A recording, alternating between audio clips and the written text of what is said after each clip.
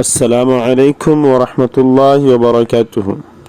آپ کا استقبال ہے بصیرت آن لائن کے خاص پروگرام رسول اللہ صلی اللہ علیہ وسلم کی باتیں میں۔ آپ صلی اللہ علیہ وسلم کے اخلاق حسنہ۔ حضرت ابو ہریرہ رضی اللہ عنہ سے روایت ہے کہ رسول اللہ صلی اللہ علیہ وسلم سے عرض کیا گیا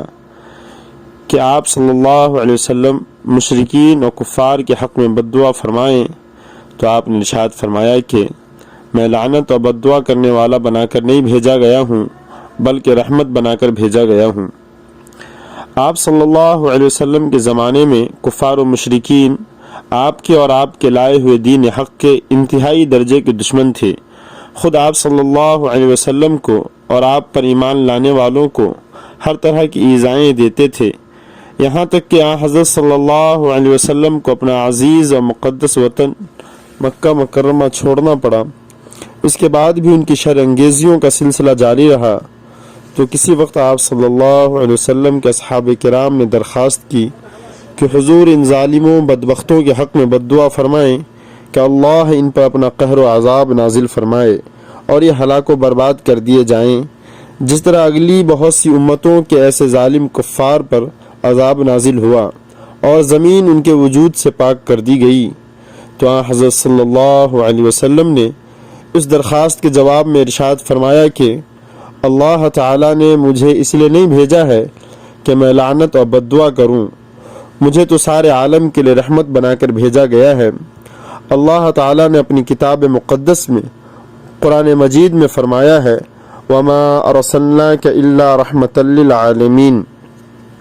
ایک دوسری حدیث میں حضرت عائشہ رضی اللہ عنہا سے روایت ہے کہ رسول اللہ صلی اللہ علیہ وسلم نے کبھی کسی کو اپنے ہاتھ سے نہیں مارا، نہ کسی عورت کو نہ کسی خادم کو،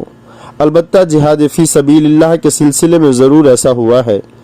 اور کبھی ایسا نہیں ہوا کہ کسی شخص کی طرف سے آپ صلی اللہ علیہ وسلم کو ایذا پہنچانے والی کوئی حرکت کی گئی ہو تو آپ نے اس سے انتقام لیا ہو، بلکہ آپ صلی اللہ علیہ وسلم ذاتی معاملات میں معافی اور درگزر ہی کا معاملہ فرماتے تھے۔ البتہ اگر کسی شخص کی طرف سے کسی فعل حرام کا ارتکاب کیا جاتا تو آپ اللہ کے لیے یعنی فرمان خداوندی کی تعمیل میں اس مجرم کو سزا دیتے یا سزا دینے کا حکم فرماتے تھے۔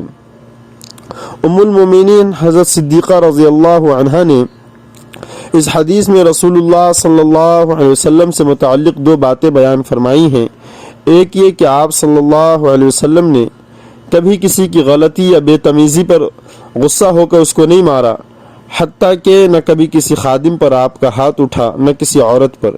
یعنی کسی خادم، غلام یا باندی سے یا کسی بیوی سے کیسی ہی غلطی ہوئی ہو، کبھی غصے سے آپ کا ہاتھ اس پر نہیں اٹھا۔ ہاں، جہاد فی سبیل اللہ میں اللہ تعالیٰ کی رضا ہی کے لیے اس کے کسی دشمن پہ آپ صلی اللہ علیہ وسلم کا ہاتھ اٹھا ہے۔ چنانچہ غزوہ بدر میں مشرکین مکہ کا سردار ابی بن خلف آپ صلی اللہ علیہ وسلم ہی کے ہاتھ سے ہلاک ہوا۔ دوسری بات حضرت صدیقہ رضی اللہ عنہا نے یہ بیان فرمائی کہ کبھی ایسا نہیں ہوا کہ کسی بدبخت نے آپ صلی اللہ علیہ وسلم کو ایذا پہنچائی ہو یا آپ صلی اللہ علیہ وسلم کے ساتھ بدتمیزی کی ہو تو آپ نے اس سے انتقام لیا ہو۔ آپ نے اپنی ذات کے معاملے میں ہمیشہ عفو درگزر ہی سے کام لیتے تھے، البتہ اگر کوئی شخص کسی حرام فعل اور جرم کا ارتکاب کرتا تو آپ صلی اللہ علیہ وسلم اس کو سزا دیتے تھے، لیکن یہ سزا بھی نفس کے تقاضے اور طبیعت کے غصے سے نہیں